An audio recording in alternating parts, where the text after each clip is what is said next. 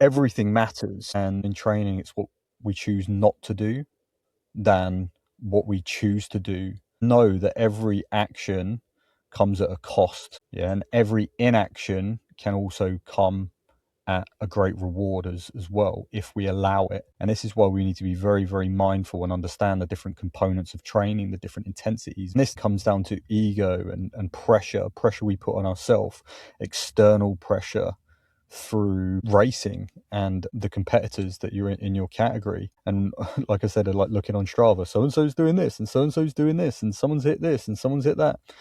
Stop comparing yourself. As soon as you stop doing that and start just refocusing that energy on you, you start doing better than you ever have. Welcome to the Obstacle Dominator podcast, the show for athletes who want to become their best and inspire others in the process. Here we're going to dive deep into training tactics, race strategy, nutrition, mindset, and everything required to dominate the course and your life.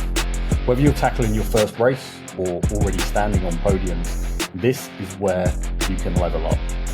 There is always room for improvement, and it is time to push through those barriers and step it up a level, breaking both the physical and the mental walls to keep progressing. I'm your host, Matt Roberts, OCR athlete, coach, and guide to those committed to becoming healthier, happier, stronger, faster, to maximize their human potential now and always. I'll also be joined by the coaching team who are walking the walk, competing, staying current, and holding themselves to excellence. They are leading by example to inspire others to rise. We also bring on guest speakers who share real stories, real lessons, and proven methods that deliver results in performance, health, and mindset. Let us begin. Afternoon, Matt. How are we doing, man? Yeah, all good. Yeah, really good, thanks. How's your weekend?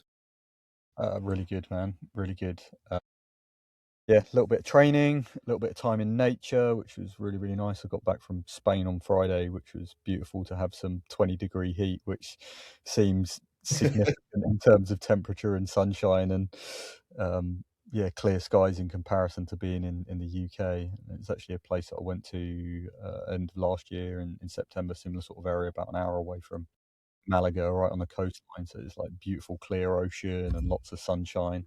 So yeah, it was a really, really good week away, rejuvenated, and kept on track with some training as well, which was really good. Some good hikes through it's a place called Caminito del Rey, which the translation is pretty much like the King's Path, and it's like an old power station from about 100 years old that managed to like power most of South Spain all the way up to like Madrid. So it's pretty cool to walk through that. Yeah.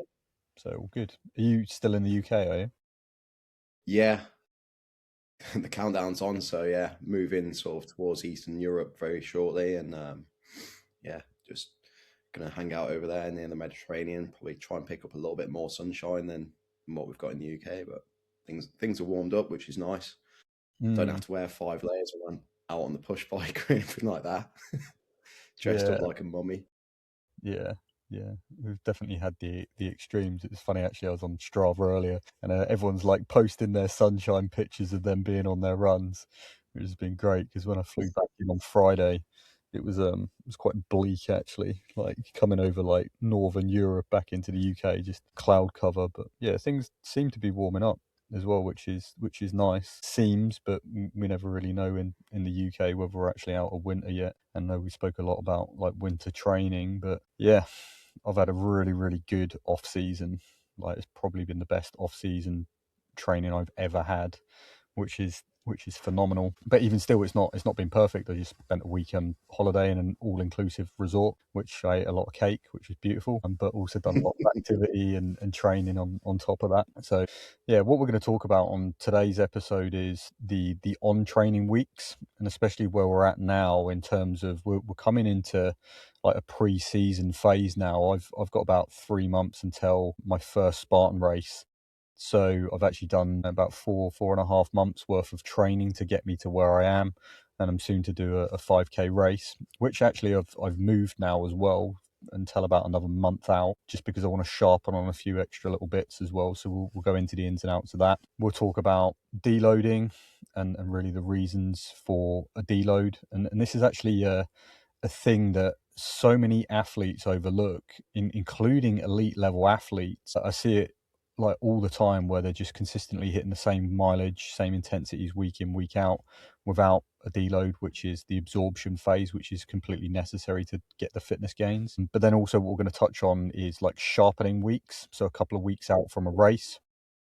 And then also what we're going to look at is like a race week taper, and the sharpening is part of that taper. And then also we'll look at what we do on that race week and actually in the build up to race day as well. And then beyond race day as well, what we actually do on that, because a lot of people, I'm speaking to a guy who does ultra. He ran an ultra on the weekend on Monday. He's like, yeah, I'm going to go for my recovery run. And it was like a 10-15K recovery run. It's like, is that really going to assist you, or is that just going to batter your body even more? Right, so we'll go into like what these components of the training cycles are, which are really, really important to maximize the benefits on now, not too late, versus a lot of people just kind of jumping in and trying to do things 6 weeks before. And I'll talk a little bit about something I was contemplating as well in regards to that. And then the build phases also during the competitive season. We've alluded to it numerous times on the podcast, and gone into quite a lot of depth. And this is something we actively focus on with our team members as well, is restraint and optimization. Whereas the opposite of that is just being undisciplined and being very flippant and just signing up to any race and every race and not worrying about the intensity that you run those races, not categorizing those races in the right way in terms of a priority, but then how we look at those races and how we build up to them. And are they included in the training cycle or not included in the training cycle? Are we having to build into that specific race, or is actually that part of the race and training calendar? But then also what we're doing in terms of the time, the intensity, and really the overall sort of volume of training within that, which all of this matters. And I'll speak about some personal experiences as well, and why I've specifically changed my races as well for longevity and the greater good. So yeah, quite a lot we can talk about here, but we'll just give you the main context around all of that. And certainly if you have questions, drop them below in the comments, or just drop us a direct message. There's also more information on this within the OCR school, which is a free school group that we've got that you can join. And then you get longer form, really posts and content in there that explains a little bit more on how and why as well. Cool. Matt, anywhere you feel like is kind of the best place to start, or a little bit more context on any of this? Yeah, so like again, now that we're talking about all of this in a little bit more depth, it's going to give you a better idea of how to reverse engineer your seasons. When we're talking about deloads and tapering and sort of priming up for races, what we need to be looking at is where it all fits in within our calendars. And like Matt's just alluded to about like structure of a race season, if we're loading up too many races, we're not going to have sufficient time to be able to do that. So ultimately, when you're planning your seasons in advance, we need to be considering like the deload and the priming phases within that, so you can actually work backwards from the races, so that you can actually ultimately perform better and get more effective training in whilst not overdoing it. So yeah, effectively when you start your preparations looking ahead for the races, put that information in based on the content that we're advising and sort of giving you information about, and then you can work backwards and ultimately have a really good race season. Yeah, and it's important with this as well. We need to know where we're going, like fundamentally. But then, like we've mentioned before, we also need to understand exactly where we are. Otherwise, we don't know the current situation, we don't know the destination, and then based on that, if we're just haphazardly doing things, we don't know the process to bridge the gap between A and B. And that's super, super important. So we need to understand current situation through assessments, baseline assessments, because then that highlights current capabilities. And something we've been digging into a lot more with a team as well, and helping them expand on. And going into this from my personal experience, we have really two components. We have like the cardiovascular conditioning, which we're looking at as like the heart, the blood vessels, the blood volume really, and the ability to utilize oxygen, and that comes from a lot of the easier training. And then we look at the physiological aspect of it, which is looking at muscles, and the heart is obviously a muscle as well, so there's a component of that as well, as are the arteries and veins. But looking at like musculoskeletal muscle, looking at tendon health, looking at ligament health, looking at bone strength, all of these things are really, really important, on top of how well do we like buffer or wicker away lactic acid through lactic acid or lactate threshold training. VO2 max is a blend of the cardiovascular and the physiological, as is the zone 2 and other anaerobic work. Yeah, and anything else that's neuromuscular in function come under these two categories. But what we find, and what I've found, and we've seen in many people, is the physiological fitness in terms of the energy systems can evolve and progress drastically. But often what becomes a limitation within an athlete's ability to continue to progress is the physiological aspect of muscles, tendons, ligaments, and that all comes down to impact. And a mistake I've made in the past 4 months of training was simple things like when I was at the OCR playground, basically after my long run, I was jumping too hard off the walls. So my energy systems could take that and I could push hard. But what happened in the coming week was I was significantly more sore than what I should have been, because when I was landing, that was a lot of force generated, a lot of impact when I was jumping off of 4-foot walls, 6-foot walls. And at that current stage, my body didn't deal with that and couldn't tolerate it.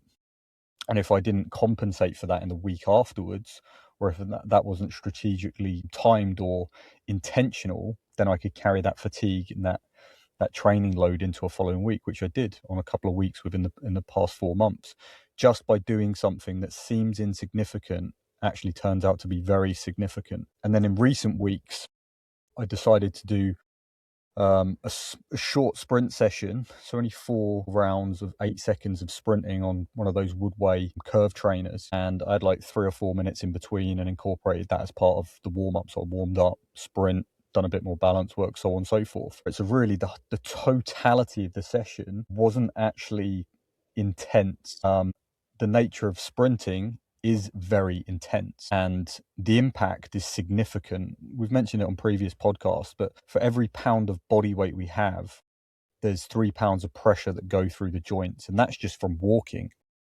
When we break into a jog, you're looking at 6 pounds, 9 pounds. When you break into a run, then that's going to be increasing. And when you end up sprinting, I mean, that could be, I don't know, 16, 20 pounds of pressure per pound of body weight going through your joints.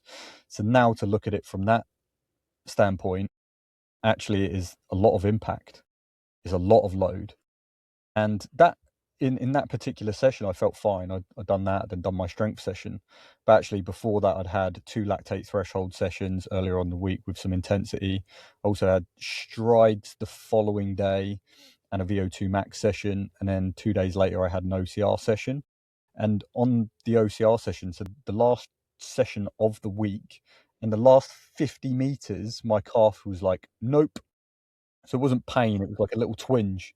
I was literally about to do the last 2 obstacles on the course and I stopped.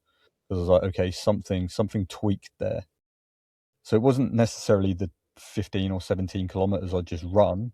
It wasn't necessarily the VO2 max session. It wasn't necessarily the strength session. It wasn't necessarily the sprints or the strides or the lactate threshold session, but they all contributed to the amount of impact that accrued and accumulated across the week.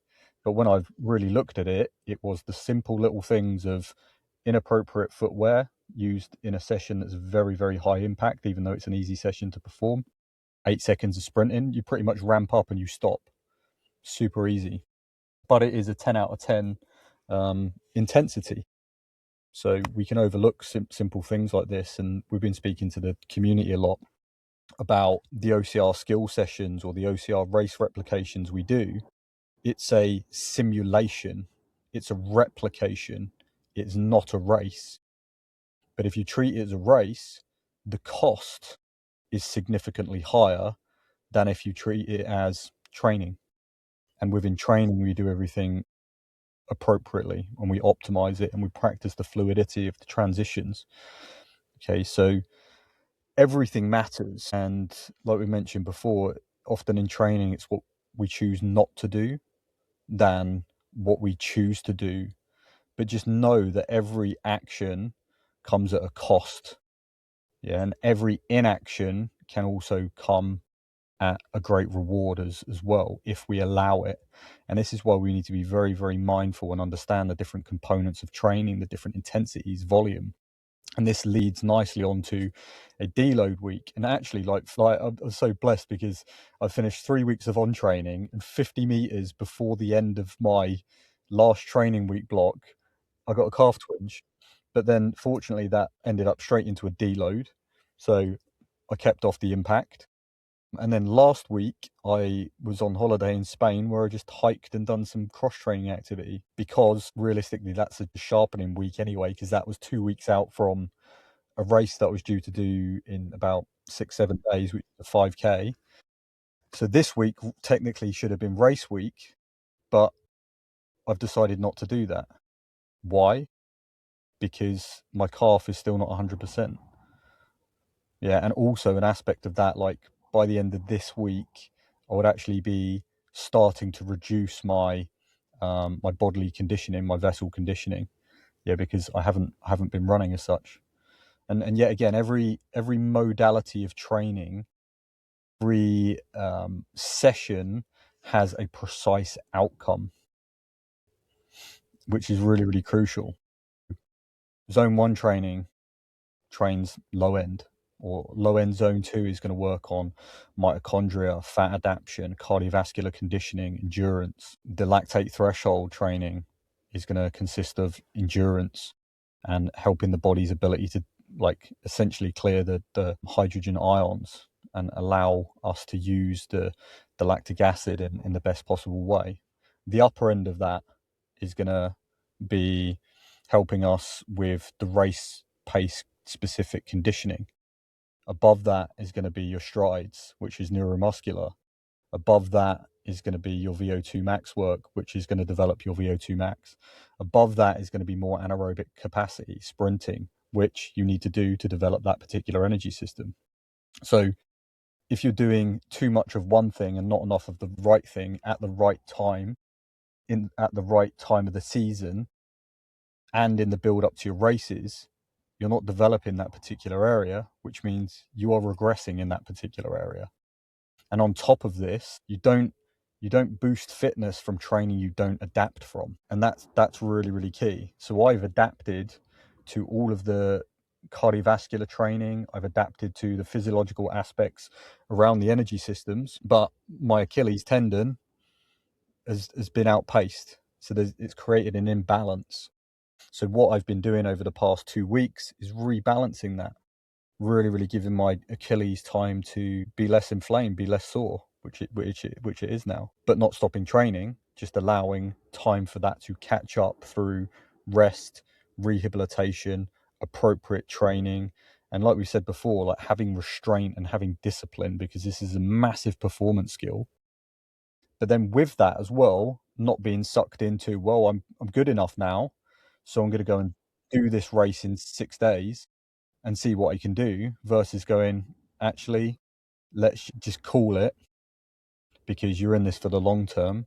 Why don't you just get back into the swing of training, do a tiny little build, sharpen, deload, and then race in about a month's time?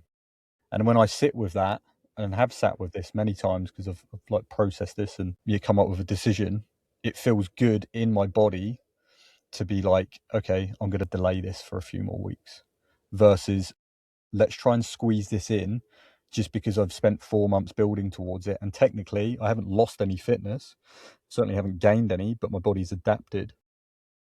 But even though my car feels good, it doesn't necessarily mean that it is good just because we're pain free. Yeah, and this is where we can fall into a trap of just continuing to train through and elongating the time that we spend technically stagnating. So this is the importance of the appropriateness and not overlooking small little variables like footwear or time intensity. Like the amount of times we had one of our racers go out and run a race at a different pace than we said, but that wasn't specified. And that's completely down to the individual athlete, but it's quite easy to get sucked into the plan, which we need to have discipline and restraint to do, even if it feels good in that moment. It's taking away from the bigger picture. And if you want more information on that, go back to the podcast that we've done on A, B, and C races and prioritizing and planning. Okay, and that's what I've gone back into today as well to assist with this podcast, is because I've now chose to delay this race by a month, which feels incredibly good because I'm in top condition, minus the Achilles thing, which is minor, to be honest. I've managed to block in the rest of my year. And also going off the back of what Matt was saying as well, like reverse engineering the process and knowing where we end up. I know that my final race is on September 19th of this year. And beyond that, I've got 2 to 4 weeks off season where I technically do nothing. And then I'll build back into it the off season and pretty much end up where I am now, but just twice as good, if not better.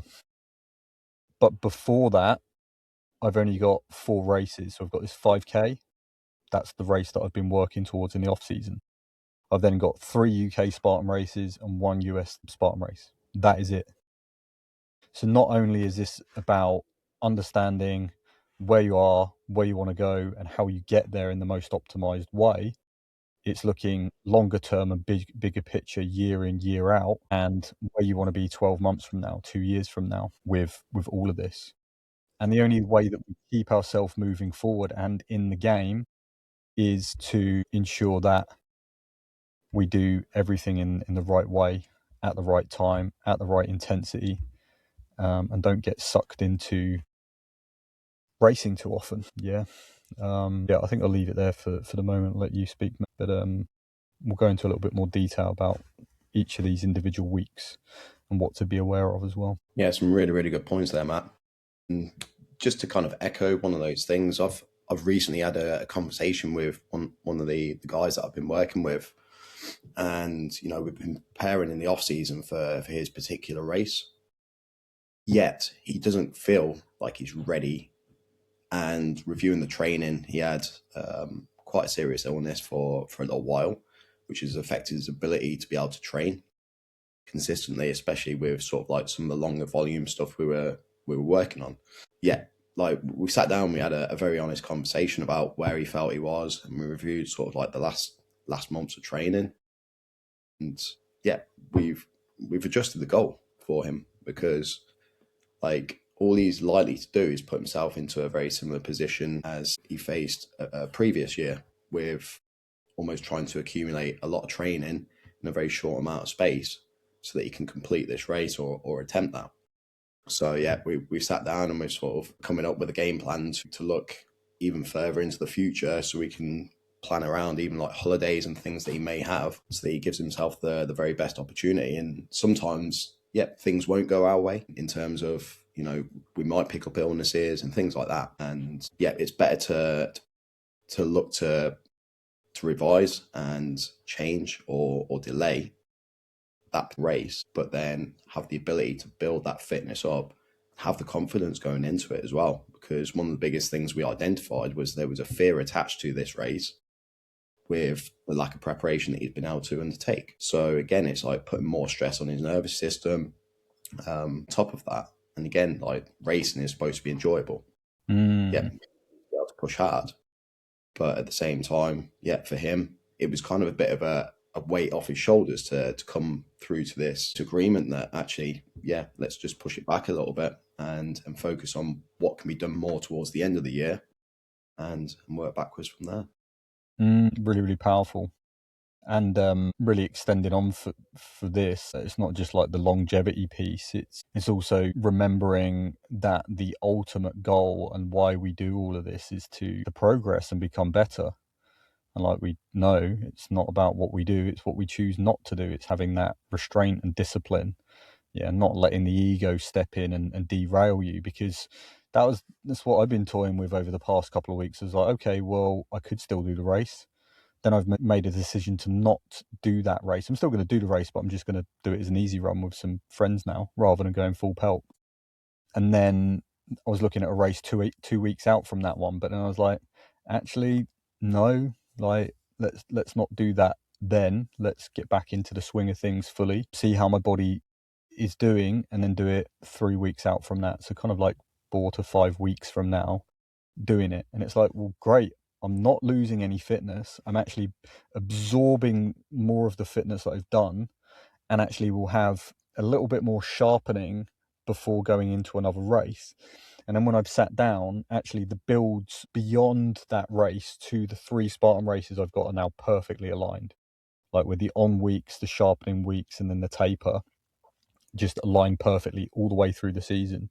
And even like I'm taking a week off before one of the races anyway, like about 2 weeks before. So it's like it's all perfectly aligned, versus the opposite is where you're just trying to force it. It's like, well, I've got all of these attachments to this precise race. I said 4 or 5 months ago I'm going to do this, so this must happen. But actually, it doesn't, because the ultimate thing is progress. And am I progressing by going and doing this race, which potentially could risk like the injury cropping up again, or do I delay that gratification and actually come back and actually surpass what I was expected to do anyway, because I've allowed my body to fully adapt to that. So it's understanding that. And also when we look at this during the season as well, this is really, really important. People just continue to train through.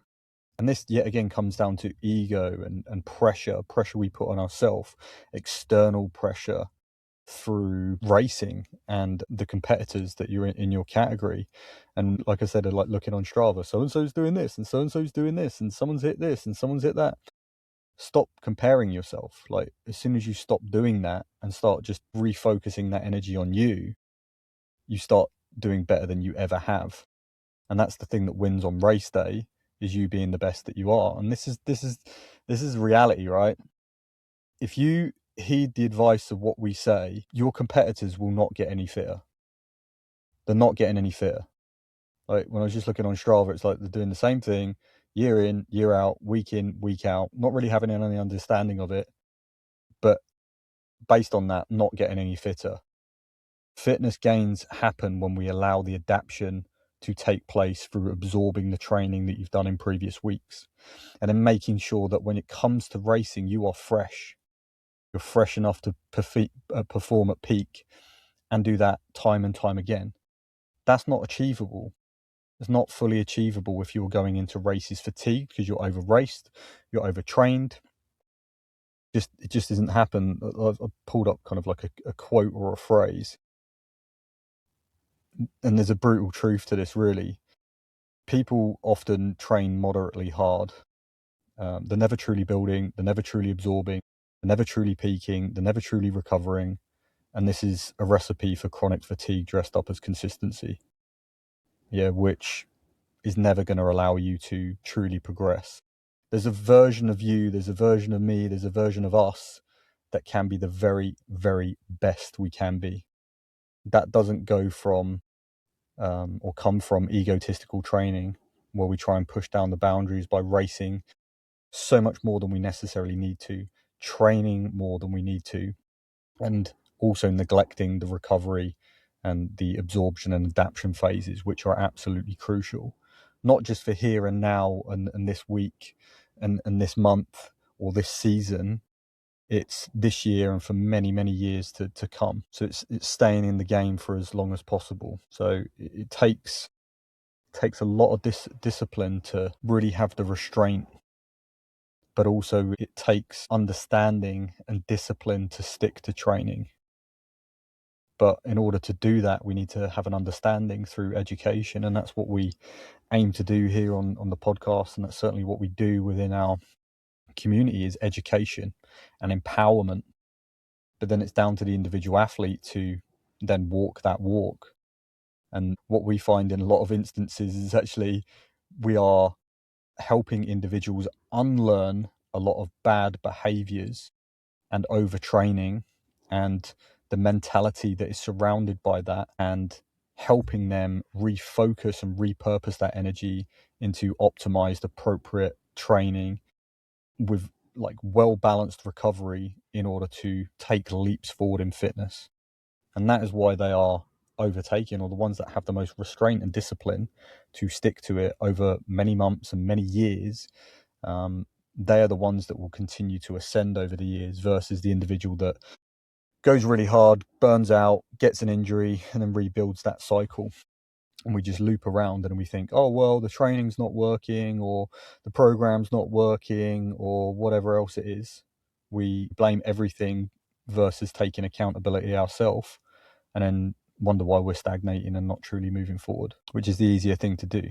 Like, I guarantee, like, I know that I'm not at peak fitness. I've not reached my genetic potential. That will take me 10 years probably to do that, of doing the right thing time and time and time again. So if you've hit a wall, it's not your genetic expression, it's the way you conduct your training and your mentality around it that affects the ability for you to perform. Okay.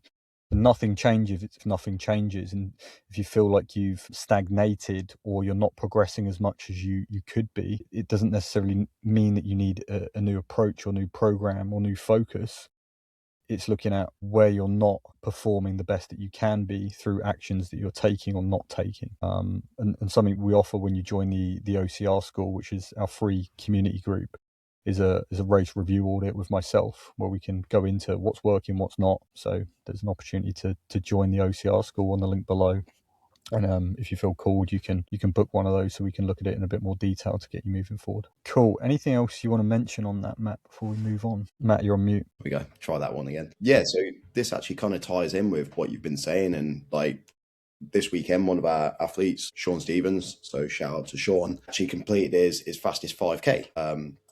And he's been with us for quite a while now. And one of the things that we've spoken about on several occasions is he feels like he wants to be doing more training. But then we look at kind of his recovery off the back of it. You know, he's had problems in the past with operations and things.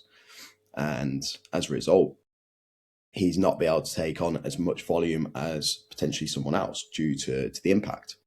However, like this weekend, he's got his fastest half mile, his fastest kilometer, fastest mile, fastest 2 mile, and fastest 5K. And again, like everyone's individual as to how they can take that volume and the progressive build up that comes with it. But it can often feel like you need to be doing more. And, you know, we've had conversations on this previously. It's like, actually, at this point, it's better to be working towards this versus, again, going all out and thrashing yourself. So, yeah, it's proof that, you know, if you just remain consistent and follow the process, you will keep making those progressions. You know, we've worked with people in the past who hit that wall, or, you know, they can't seem to get fast, or even throughout the course of a season, they've been getting slower as a result, which when you look at it, it's like, okay, why is the reason? Is it because I'm overtraining? Is it because I'm undertraining? Is it because I'm not doing the right kind of training? Yeah, it fell perfectly in a way where we can give them a bit of a shout out. But again, it's something that, you know, you will continue to see that progress if you prioritize your sessions and do it in a way where you can build. And this comes from not trying to squeeze everything in a short amount of time. It's understanding that this really is a journey. And when we have that shift in mindset and stop trying to cram everything into this year alone, and we start looking in terms of years, it's like, okay, well, year one I'm going to do this, year two I'm going to do this, year three I'd like to be here, in 5 years time I'd like to be here. It seems challenging because it's kind of like we want it all, we want it now. But the reality of the situation, the guys that are performing the best in the sport haven't just been an overnight success. Many of them have been doing it 10 years, 15 years. Yeah, and showing up in a consistent way for that whole time. But don't let that deter you. It's like anything, like learning to play an instrument or learning a different language or anything else we do in life, like driving a vehicle. Yeah, like raising a child, all of these things. Yeah, a child doesn't just like be born and then he's sprinting. The child has to learn how to move and then roll over, and then they start to slither, and then they bum shuffle, and then they may crawl, and then they may stand and wobble, and then they start to walk, and then they run a bit faster, and they sprint, and they don't stop sprinting, and then they learn all sorts of other skills. It takes time. It looks like years. Is like that saying, take baby steps.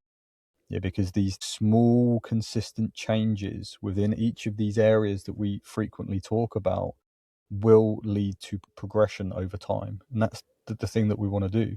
Progress equals happiness. Yeah, and if we're stagnating and not developing in a certain area, it's because we are not providing the appropriate stimulus in that precise area and balancing that with recovery. And as soon as we find that balance, boom, you make progress. And I'm telling you now, it doesn't come from pushing harder. That is not an intelligent approach for an athlete. It's necessary at times, but the only real time you should be going all out is on race day, because you've spent many months building up to one race. You've then backed off, which allows freshness.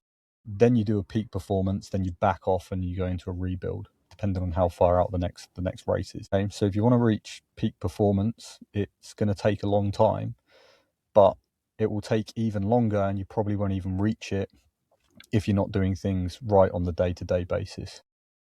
And that's a hard truth. But trust me, like, since I won the championship in 2021, I've had a lot of life events come in the way, which have actually been a real blessing in disguise that have led to a lot of evolution. But it was funny, actually, I come across something from Jakob Ingebrigtsen this morning, who's a Norwegian athlete that's setting PRs all around the world at the moment. But there was, what was the quote or the phrase? You can't come back if you was never down. So it's like, it's huge. So it's like, actually, all of this is happening for me. All of this is happening for us, if we choose to allow it. And that's all it is like, if we are experiencing something, it's feedback on the inputs and the outputs. Yeah, and this is where this intuitive training approach is great. And I recently spoke on some social media posts about technology and different apps and smartwatches and people using the training programs within those. It's great. It's artificial intelligence. It's super intelligent, but it doesn't feel like a human, and it doesn't understand how you feel in regards to the different energy systems and that and cardiovascular conditioning, the physiological conditioning. Understands the science, but it doesn't understand fully how you feel as an individual athlete. And we had one of our guys previously using Runner, and I know many people use Runner, and I'm sure it's a fantastic app, but it programs for you based on your last sessions and your output, but it never tells you how you're feeling. It doesn't take that into account. And even like one of our guys, he uses Oura Ring, Whoop, I can't remember what the Stride Pods, Garmin. There's all these apps, and he's put them all into one app, which is really, really cool, and gives you a readiness score with HRV and all the other components. But still, it doesn't tell you how you feel. Yeah, it could be central nervous system that could be out of whack. It could be peripheral nervous system. It could be, I don't know, you've got tendon issues, your ligaments aren't recovered, your muscles aren't recovered, you've still got soreness or fatigue somewhere. It doesn't tell you all the ins and outs of it. And what I'm basically saying is, we don't want to use one or the other. We want to use a combination of both, of having the data and having the science as a great tool, but is not the be end all, as is just going by feeling as well. Yeah. So we want to make informed decisions, but ultimately the individual athlete is the one that makes the decisions. But if the individual athlete is making wrong decisions based on what technology is saying and not being in tune with their body, then that's problematic. But yet again, it comes down to understanding and trust, which takes time through this process of relearning what works. And there's a lot of stuff online within the fitness industry that promises results in 4 weeks, 6 weeks, whatever. And I'm not saying you can't get results. You can certainly like start making progress, but true transformation takes a lot of time. That's the reality of the situation. But the thing is, you're on this planet for quite a while longer. You may as well start doing things properly and feeling better for it and making more progress than just keep reinforcing mediocre training through what feels like is hard training and really productive training, but it's not really in the long term. Anything to add on that, Matt? Covered all the key points. All right, so let's just define what each of these weeks were on about. So we've said about current situation, understanding where you are. That's really, really important. I mean, we're coming out of the off-season period. and coming into pre-season where there's really tests, assessments in terms of races that we've been working on over the winter months. We're not shy of too far of coming into spring now, before really the race season starts in spring and going into summer. So we're moving into like a pre-season phase where actually we are getting more specific with the OCR training now, or at least we should be starting to think about that. Okay, so that's come from a big building phase of maybe 3 to 5 months, depending on when your season finished and depending when your first race is. But yeah, again, this is really important. If you've got 20 races in the calendar, you may start in January and finish in November. Great. You've just raced a lot. And then what, you're going to give yourself a month to 2 months to build before your next season. Not a smart move. Okay, my on season actually takes place over about 3.5 months. So I would have had, by the time of this, I would have had about 6.5, maybe 7 months of build training, 3-month competitive season. Then I'll go into the off season for about, or like a complete rest period for 2 to 4 weeks. And then my build phase will start again. So it's kind of like 2/3 of that are build. And then the final third is more the competition. Whereas normally what people are like is 2/3 of it is racing, maybe even less than that, maybe 3/4 is racing, and maybe a quarter of that is some form of rest and build. So we want to get the ratios right. So current situation, goals, all this stuff is really, really important. Then that gives us like the building weeks, the on weeks. The other really important component, and this is really what we've been talking about this whole time, is the deloading. So the weeks within the training cycles where we absorb all of the training. So this is really where the fitness is locked in. It's where the adaptation takes place. That doesn't mean we stop training completely. And we was having discussions about this as well over the past few weeks. It's like, okay, well, what happens if we do nothing on that week? Surely that would allow full adaptation and absorption. Or what about if we just keep it the same as what we normally do? Well, that would offer no adaptation and absorption. But what the research and science says is actually keeping small doses of training in, keep the touch points there whilst removing fatigue. So volume drops, typically 30 to 50%. Intensity is removed for the most part, or it's microdosed. You keep touch points of each energy system, but not enough to stress the system, the nervous system. So we're not stressing the system. We've got mild microdose touch points in there. And it also allows the muscles, the ligaments, the tendons to recover, as well as the nervous system get some respite. So when we go back into the following week of training, actually we are expecting to see a jump in fitness because we've allowed the adaptation to take place. Yeah, so the goal of this week is to shred fatigue, restore tissue quality, and allow for adaptations to take place from the previous weeks of training. Okay, if you come out of the deload like you're feeling flat or overloaded, then you haven't deloaded. Yeah, you almost want to feel like you're not doing much. You're not meant to be training. It's not training. It's absorption. Okay, so if you're going into training sessions where you feel like it's training, then you're doing it wrong. And I'll give you an example of this. I was doing a VO2 max workout on my last deload, so 2 weeks ago now, well, about a week ago on the Friday, and I just done it on the ski erg. Why? I want to keep off the impact. What did I do? I only done 2 minutes times 2, and that was it. So it was a touch. Normally my VO2 max sessions are about 3 times as much as that, or about 2 times as much as that. And a crazy thing I actually saw on the weekend, I'm probably going to write about it later this week. It was actually an email Spartan sent out, and it was talking about VO2 max training, and it said a 4x4 approach. And as we know, the main bulk of people that do Spartan races are not competitive races; they're largely open heat. So it was just such a generic workout to send out, and they branded it as like the Norwegians do this. The Norwegians are elite racers. Like when you're looking at Olympic level and competitive teams, it's like, okay, an open heat Spartan racer should not be doing a 4x4. Yeah, 4 times for 4 minutes each time at a 9.5 maximum effort out of 10. And then also on top of that, people not understanding why they're specifically training that, and it's probably not the most important thing they should be training, in particular if they're overweight, deconditioned, out of shape, not familiar with this style of training. They could potentially do too much. That could really cause some serious injuries, basically what I'm saying, a workout like that in numerous levels. We just need to be aware of that. So anyway, summarizing on the deload, we want to make sure we it's not training as such.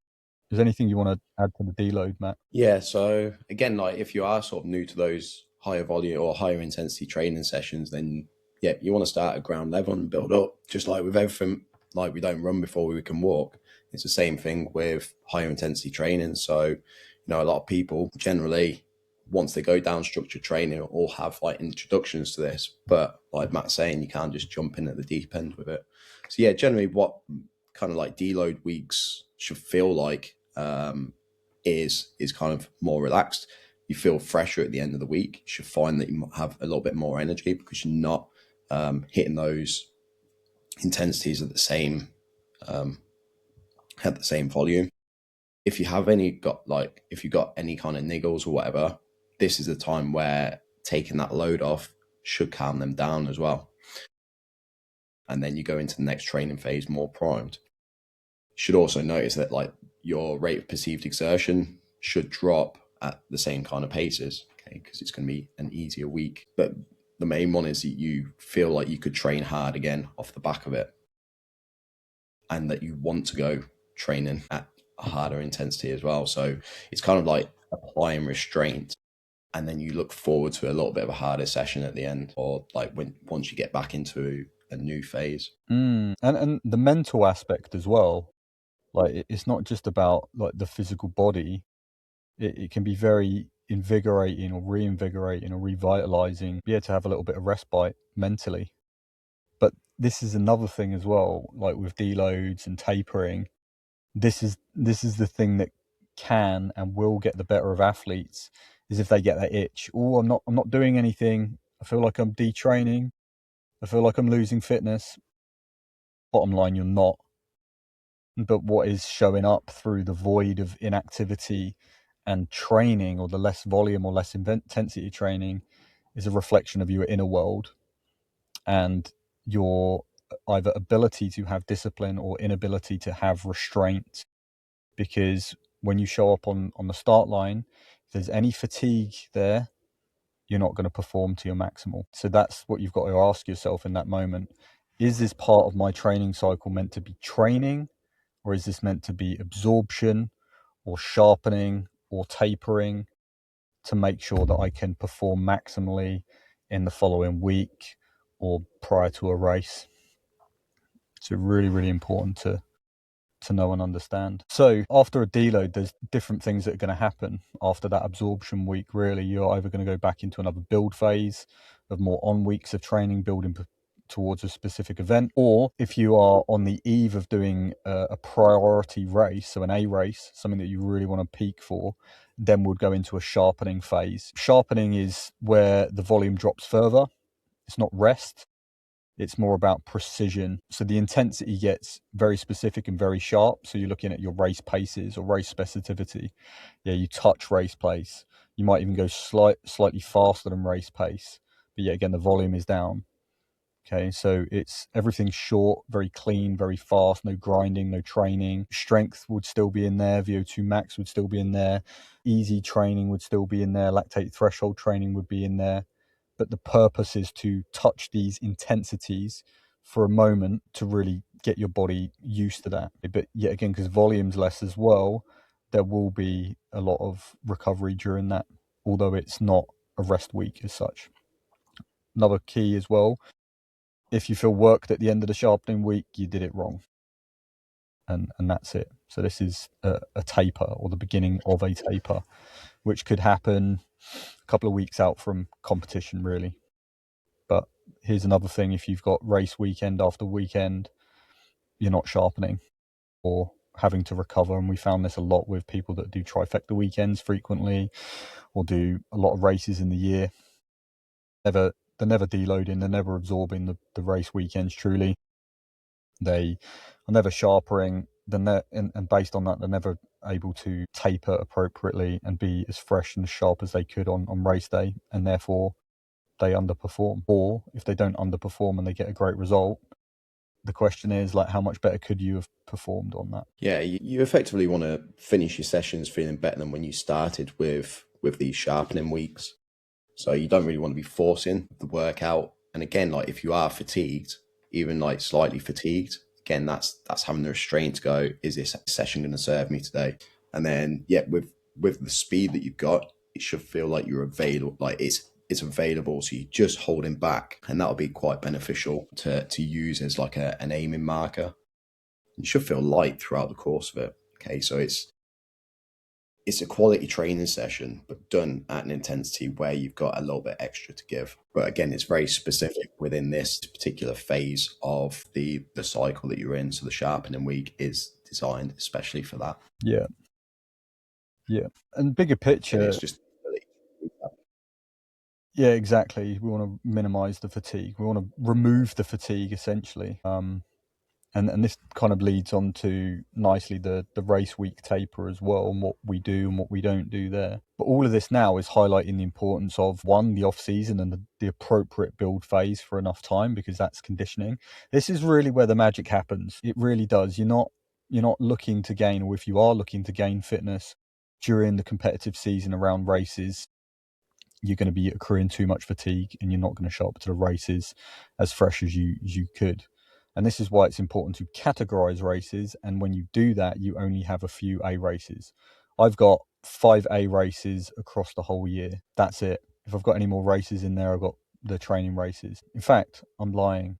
One of those is actually a C race. So I've actually only got 3 major events in my race calendar that are A races for OCR. And that allows me to, one, compress the competitive season, which maximizes the build and allows me time to rest and recover and sharpen and taper before each of these races in an appropriate way.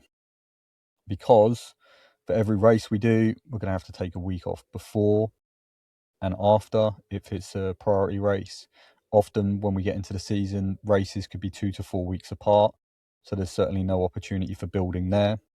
And if you're trying to squeeze in panic sessions, one, you're not going to be recovering from the previous race stimulus, and two, you're going to be showing up to the next race with more fatigue than you should be. But then this is the thing, when it comes to the C races, like this race I'm going to do on the weekend, I might have the urge to run it a bit faster. Is there actually any benefit to that? No. And it's exactly the same for one of the Spartan races I'm doing as a Spartan race. Could I run it faster? Could I run it competitively? Yes. Is that going to benefit me in the bigger picture in the long term? No. So it's having that restraint and discipline in that moment to kind of let the crowd go, run an elite race and probably come last, which is a tough one to leave the ego at the door. Yeah, it's possible if we allow it. And then that also allows freshness and maximum performance later on in the year, once I've built in the way that I want. But yeah, again, this all comes down to the overall planning of the year, and where do I want to be next year and the year beyond that. So we need to have an understanding of that. Okay, and then really the race week taper is about removing any fatigue from the system. Yeah, volume is super low. You're probably only going to have 2 to 3 sessions on the calendar. They're all going to be at the start of the week. There'll be a nutrition protocol going into that. This is really where we're looking at sleep, rest, recovery, low stress, freshness. Yeah, there's no training as such happening here. There's some touch points. You're protecting the freshness. You're allowing your nervous system to be balanced and good. Yeah, any urge to train on this week, especially after a deload and a sharpening phase, is the ego talking, not intelligence. Because anyone that has got a structured training program and understands the hows and whys does not train.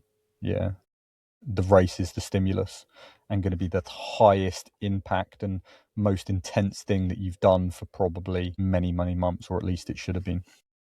Okay, and then what follows that is a post-race deload. Yeah, which a lot of people tend to overlook. They're like, well, I'll get back into training on Monday.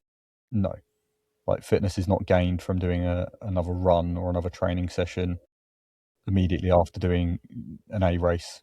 It's just not, because it's not factored in for. And just ask yourself, is it going to benefit me to go and train today? or is it going to benefit me to eat a nutritious meal, be a little bit more mindful of activity, rest levels, maybe take an afternoon nap if your working routine allows it, get an early night, and reflect on your performance and what went well. Yeah, and also like one of the things that people generally won't look at is you have to travel to these races, Mm. which again, generally, that's going to accumulate some sort of fatigue because you might be staying in a bed which you've not been used to. Some of the conditions may not be set up as well as you have it back at home. Then sometimes if you're going international, there's going to be time changes and shifts and that. So there's all that accumulated, and then you've got to get to the race, do that, and then off the back of it as well is when you've got the stress of getting home and things like that, and then getting back into a routine with work and things. So these are all things that add to it on top of the fatigue that you're carrying from pushing yourself hard in those races.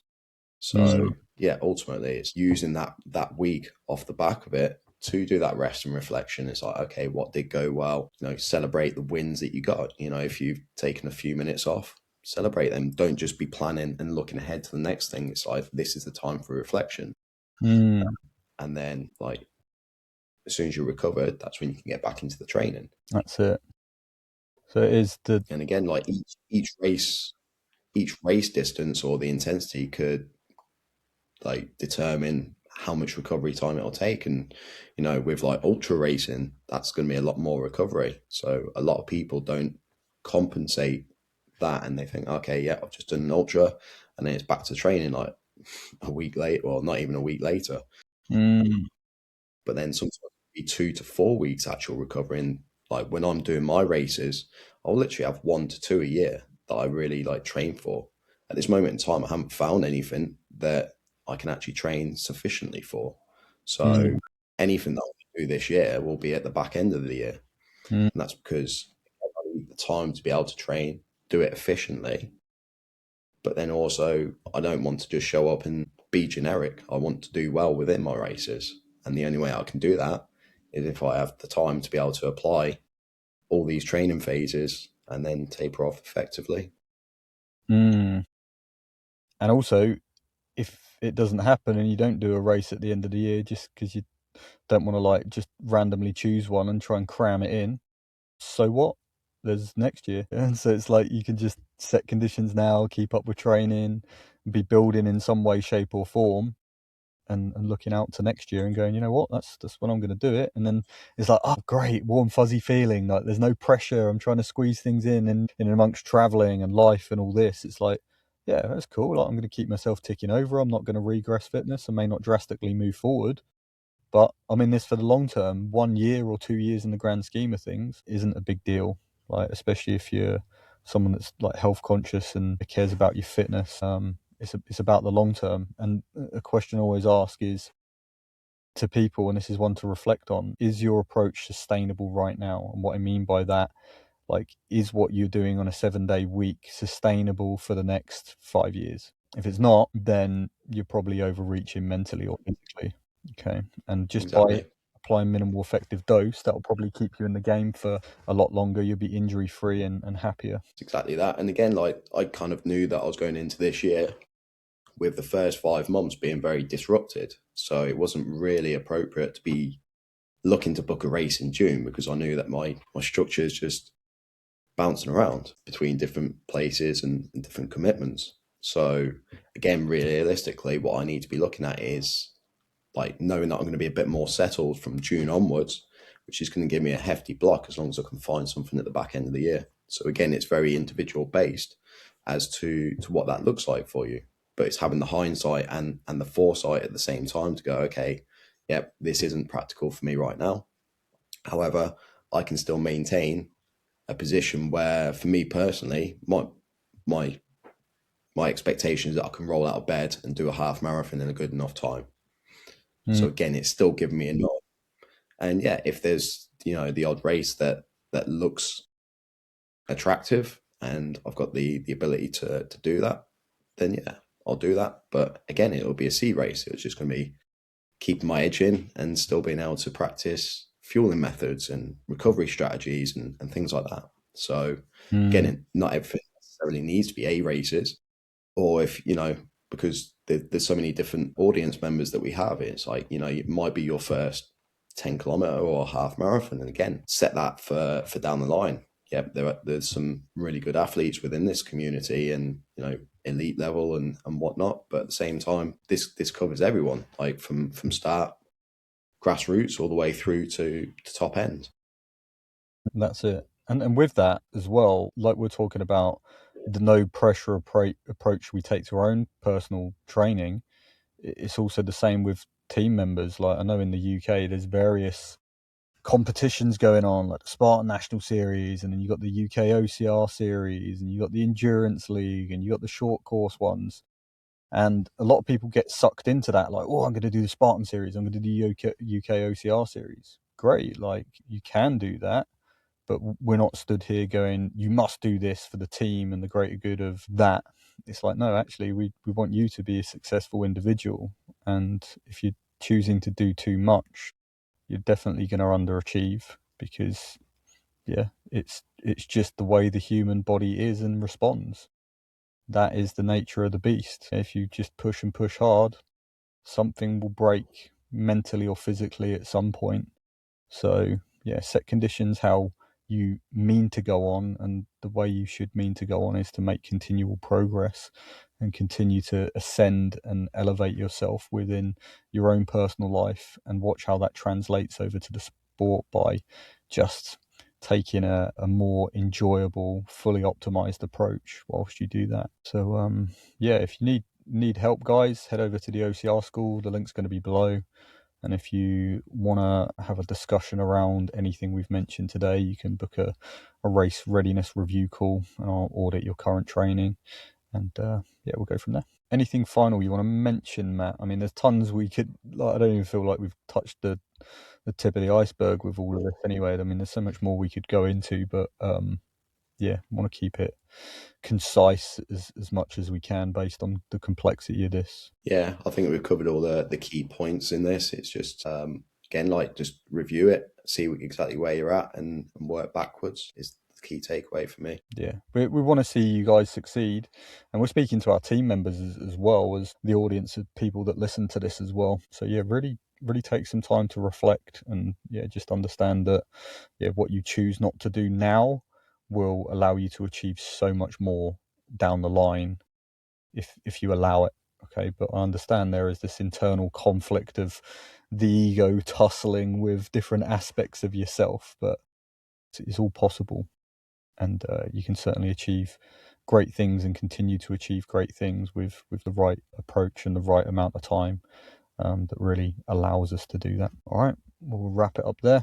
Thanks, Matt, and we'll catch you in the next episode. Thanks for having me on. Catch you Bye-bye. soon. Cheers, mate. That is it for today's episode of the Obstacle Dominator podcast. Thank you for listening. If you gained value from this episode or any others, all we simply ask is you share that with one other person. This one simple share could be the breakthrough that they need to get unstuck and start making progress again, and support more athletes to become healthier, happier, stronger, and faster human beings. If you feel called, please leave a review, tap the stars, give us a rating, head over to YouTube and subscribe, or just simply follow the show. These simple action steps go such a long way in helping us reach more athletes over time, and would love for you to be part of that. Proximity is power. If you are an athlete that's ready to take your performance up a level, then join us over on the OCR School. This is a community where you can surround yourself with the right people as you learn and as you rise. Learn from athletes who are not just talking the talk, but walking the walk, getting results, body and mind. Everyone from first-time finishers to podium winners and champions. Until next time, keep training hard, keep living prepared, keep dominating the obstacles in life and in competition.